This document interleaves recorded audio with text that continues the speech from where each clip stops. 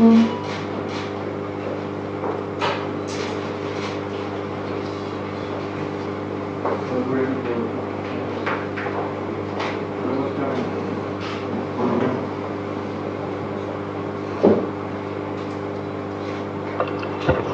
afternoon.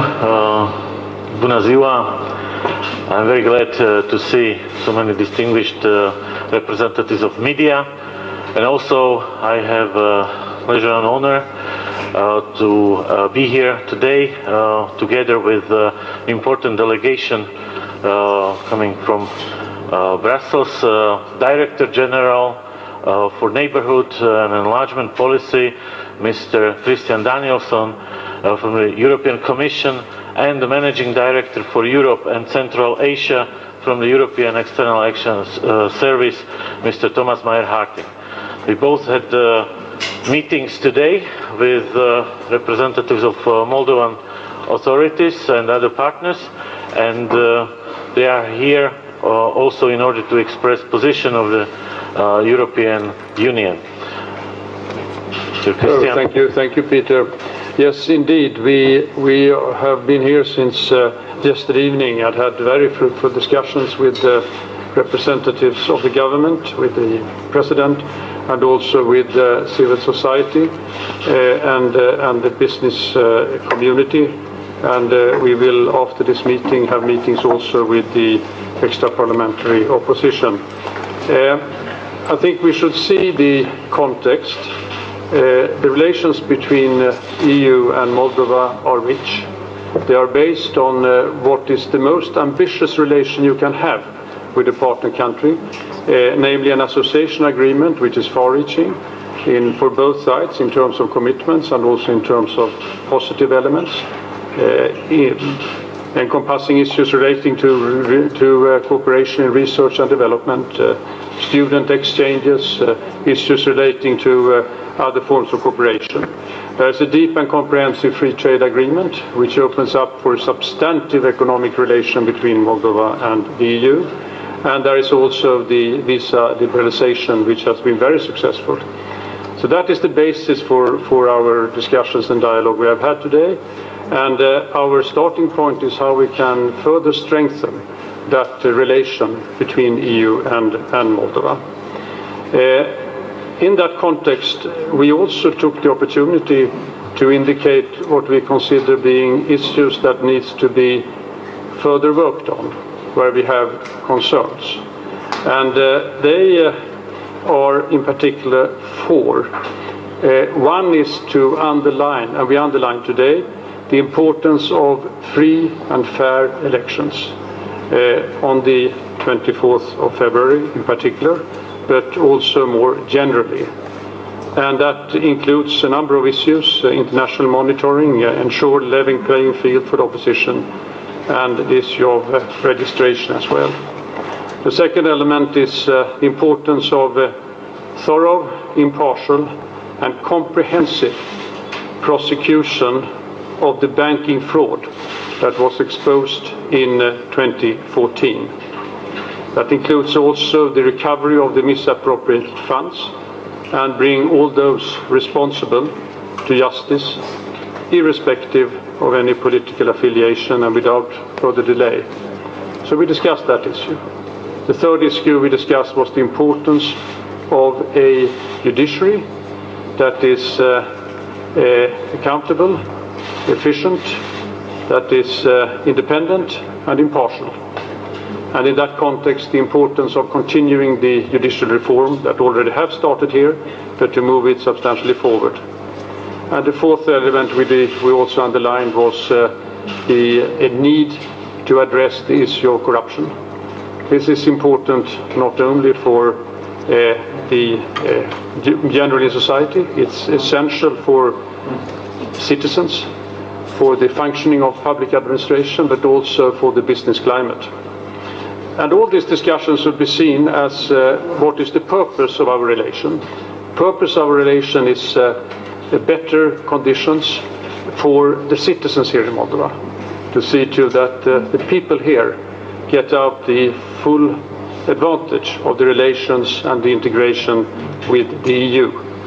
And for that purpose, we will also substantially recalibrate the financial assistance that we are providing and redirect it towards issues which have a direct positive impact on Moldovan citizens. And that boils down to issues relating to the civil society. It boils down to issues relating to media freedom. It boils down to issues relating to small and medium-sized enterprises and their functioning. But it also boils down to issues relating to infrastructure and for instance, we are going to continue to give substantive support for drinking water in this country and providing drinking water in this country. We also have a substantive macro-financial assistance, which we are ready to provide for, but which we unfortunately have not been able to move forward with due to the fact that that one, from our part, as it is the case for other support of a similar kind, is linked to steps that needs to be taken. And those steps are, for instance, the issue of fighting corruption as one example, but also others. So for the time being, that macro-financial assistance is on hold, and we also had the opportunity to discuss that with the government. Thomas, please. Thank you very much. It's the last time that Director General Danielsson and I were here together was approximately 2.5 years ago at the beginning of the year 2016.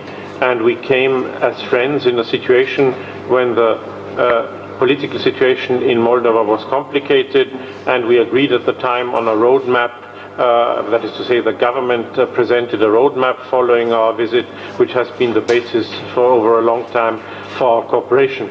And we've come back again in a situation where there is considerable concern in Brussels and in the European Union in general with developments in the Republic of Moldova, concerns shared by the member states of the European Union, the European institutions, and the European Parliament. I want to be very clear, we are not here in support of any individual political grouping or political party.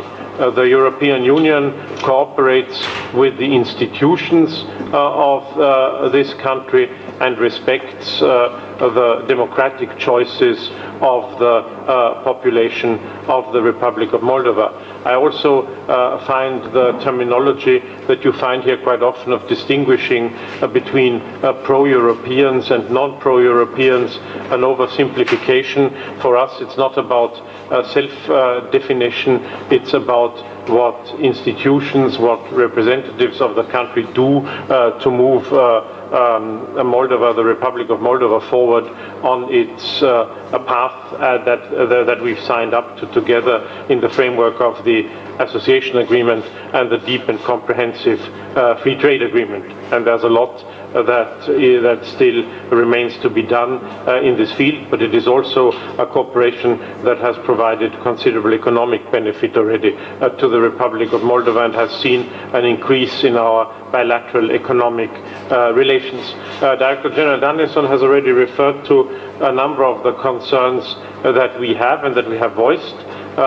Specifically, I would mention the non-transparent invalidation of the mayoral elections in Chișinău, which in our opinion and that of the European Union as a whole deprived the population of Chișinău of the mayor they had elected democratically.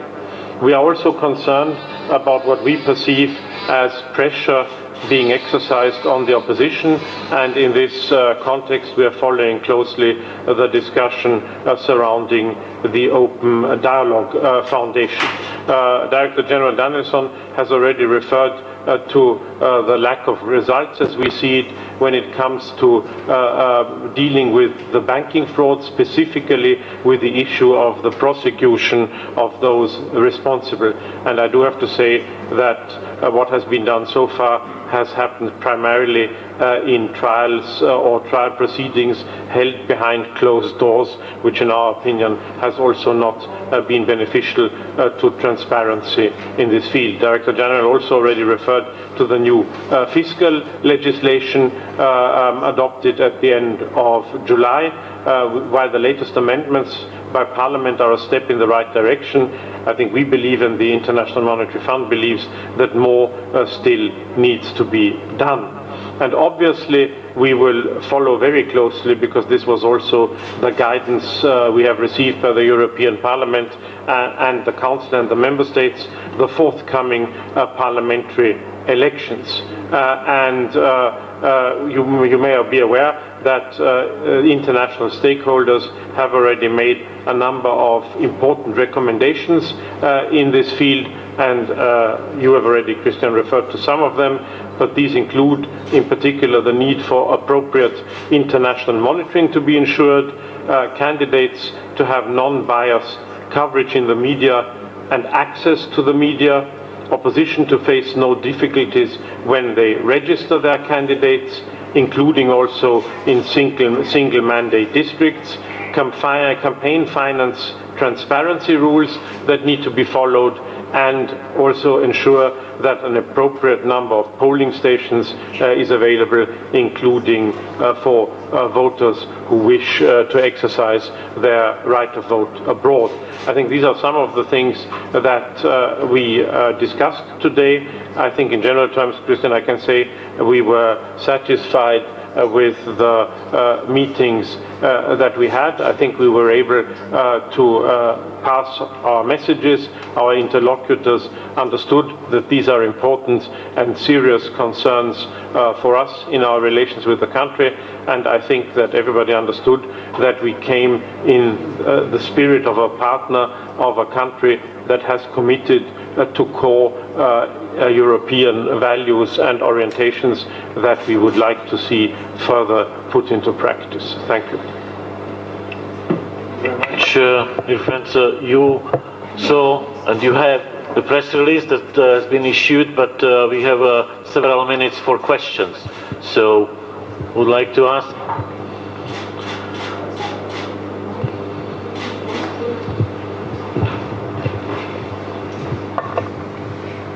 Elena Părgaru, Televiziunea Română, o întrebare pentru ambii oficiali europeni.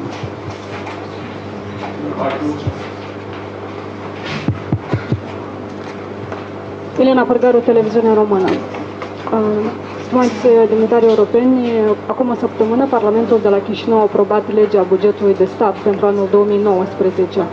Pentru 2019 avem un deficit bugetar de peste 5 miliarde de lei. Autoritățile speră să acopere acest deficit bugetar din asistența macrofinanciară promisă anterior de Uniunea Europeană, pe care ei speră să o deblocheze după alegerile parlamentare. Dacă împărtășiți aceeași convingere că banii vor fi deblocați după alegerile parlamentare din februarie.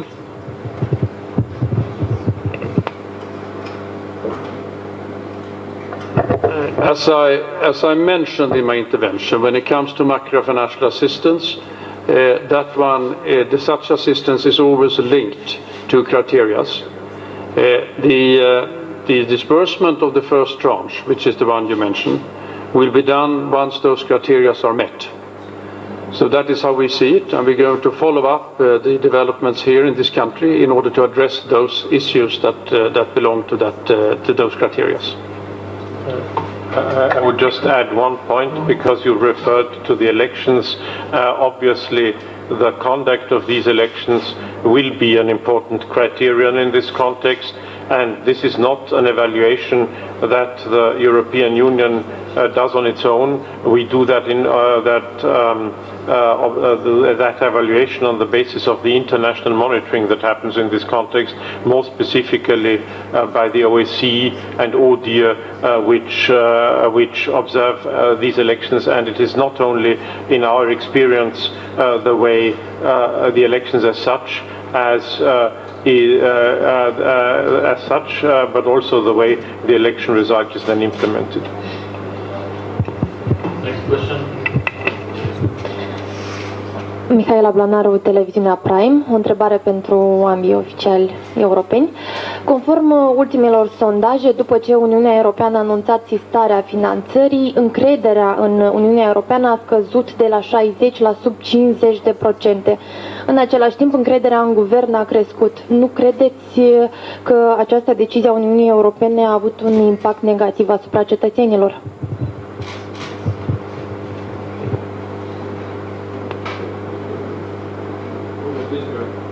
Well, I have to say that what we do from the side of the European Union, is not based on sort of tactical considerations with regards to one or the other opinion poll.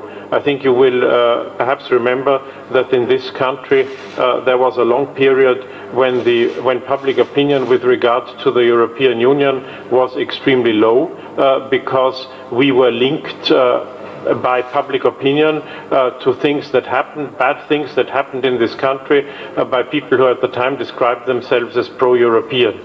So obviously I think the fact that the European Union has been very clear in the principles that we apply and that the principles we expect to be respected from our partners, and I think this clarity has helped us not to be drawn into domestic differences within the country, which is not our intention. Mai am o întrebare. Scuzați. E scurtă.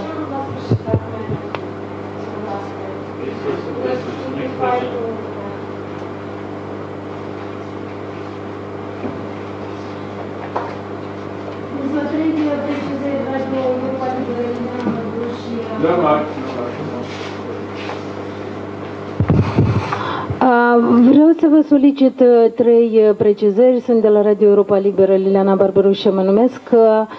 În primul rând vreau să vă întreb despre suportul bugetar. Ați vorbit despre asistența macrofinanciară care e în așteptare, dar nu ați spus nimic despre suportul bugetar, deși în comunicatul de presă și acest suport bugetar, despre el se spune că e pus în așteptare. Aș vrea să știu exact care e situația și despre ce fonduri este vorba. A doua precizare ține de faptul că ați menționat de mai multe ori că e important la alegeri să se asigure monitorizarea adecvată internațională. V-aș întreba de ce există dubii că se va asigura această monitorizare. Poate nu știm noi suficient de multe. Dacă ați putea să deschideți un pic parantezele. Și al treilea moment, vreau să vă întreb, ați zis că v-ați întâlnit cu reprezentanții guvernului, aș vrea să știu dacă cu premierul Filip v-ați întâlnit, vă întâlniți, nu, deci aș vrea o claritate și în sensul ăsta. Mersi. Shall I start with your first question? And your last question, I understand, was whether we have met or whether we are going to meet the Prime Minister. Was that the point? We have just met the Prime Minister, had a very useful discussion with the Prime Minister, and I think it was, as you pointed to, a very constructive one, which it should be between as close partners as we are. On the issue of the budget support, you are right. I think we are at, you mentioned the figure, I think it's 44 million, which presently is blocked when it comes to budget support. And I'll tell you why. It's the same reason as was explained here by Ambassador Mayr-Harting. There are criteria, and those criteria need to be fulfilled, and those are not fulfilled, and therefore they are blocked. Well, I think that as far as observation, monitoring of the elections is concerned, we simply expect the normal standards that are also observed and covered by the OSCE and ODIHR to be met. And we have no, for the moment, I mean, we have no negative expectations, but obviously our assessment will only be possible on the basis of a regular, thorough observation, as is the standard with OSCE countries.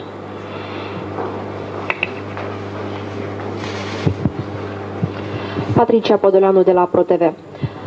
Deci vreau să vă întreb despre aceste 4 condiții pe care ar trebui, măsuri urgente pe care ar trebui să le ia guvernarea. Ce se întâmplă dacă una, cel puțin din aceste condiții, nu se ține cont? Să zicem că sunt rezolvate celelalte, dar cel puțin una nu este rezolvată. Poate în ceea ce ține de nevalidarea rezultatelor sau nevalidarea mandatului lui Andrei Năstase. Ce se poate face mai departe astfel încât să se recurgă la validarea și să se recunoască aceste alegeri? Mulțumesc.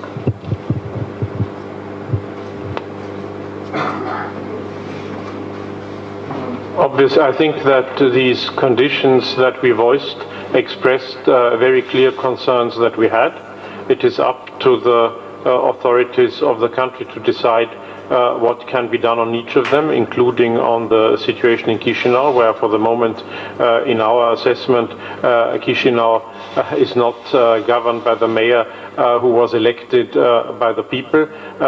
At the end of the day, what will be necessary is an overall political assessment, which will have to be provided collectively by the sides which agreed on these conditions, that is to say, the European Parliament, the Council, and the Commission. And I mean, as I said, I cannot preempt the outcome of this assessment right now. Încă o precizare. Cum se vede cum văd instituțiile europene demisia guvernatorului Băncii Naționale a Republicii Moldova, Sergiu Cioclea?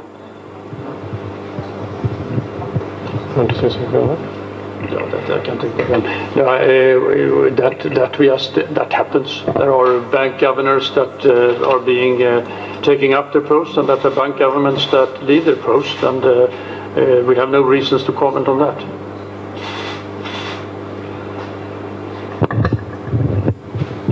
My name is Octavian Bratosin. I represent Politica TV. I have a question regarding your previous speech.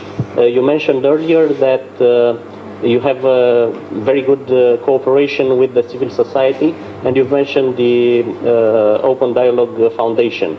There is a growing concern in some of the EU member states and also other European countries regarding the connection that some NGOs have with the Russian secret services and their sources of finance, I mean for the NGOs. Is the European Union or the European Union institutions like the Commission or the Parliament going to have some inquests regarding the sources of finance for the NGOs that lobbies besides the European institutions? Thank you very much. I mean, I did not say, as far as I can remember, I did not mention any individual civil society organization with which we have good specific good cooperation or not. What I did say is that for us, cooperation with civil society is important, and we were concerned by the way the discussion that you're just referring to on the Open Dialogue Foundation has been used, including in discussions in the parliament of this country, in a manner that could impact or could have an impact on, in a certain sense, putting pressure on individual politicians, including politicians from the opposition.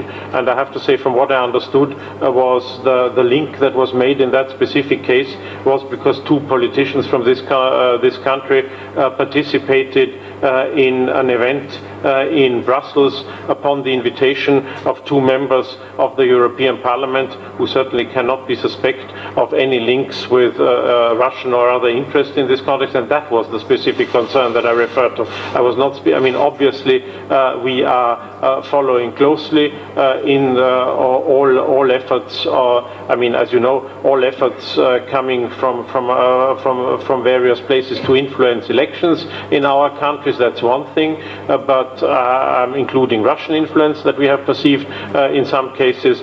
But what I was saying is that we are concerned that this discussion surrounding the Open Dialogue Foundation could be used in a manner that could sort of to pressurize participants of the electoral process, including, by the way, on the issue of party funding. Can Can I add one thing there on civil society, which I think is essential? For any country which are in a transition period of reforms, like the Republic of Moldova, civil society is essential. It provides for, in addition to the discussions and the debates in Parliament, it provides for the various interests that exist in a country to come forward and be part of that kind of reform process and transition. And that's true for the trade unions, that's true for those who are representing employers, that is true for human rights defenders, that is true for various kinds of other interests that are within the civil society. And I think we also had the opportunity today to underline for the representatives of governments the importance of looking into civil society from that angle, because we believe firmly that that is something that is an asset for a country who stands for such very important reforms that Moldova has in front of it. Just a second, I was just wondering if you have, excuse me, I have asked if you have some question marks regarding the activities of some NGOs, no matter the name, and if you have in place some kind of check marks for their activity and their sources of finance. How do you see the activity of such NGOs that in Poland, for example, or Ukraine are under a question mark? We have no reason to wet NGOs in individual member states, you mentioned, or for that sake partner countries. That is something for the country concerned to work with the civil society. What we do is that we are supporting civil society quite substantially, but you can be sure that that support we always look into which organization we are supporting.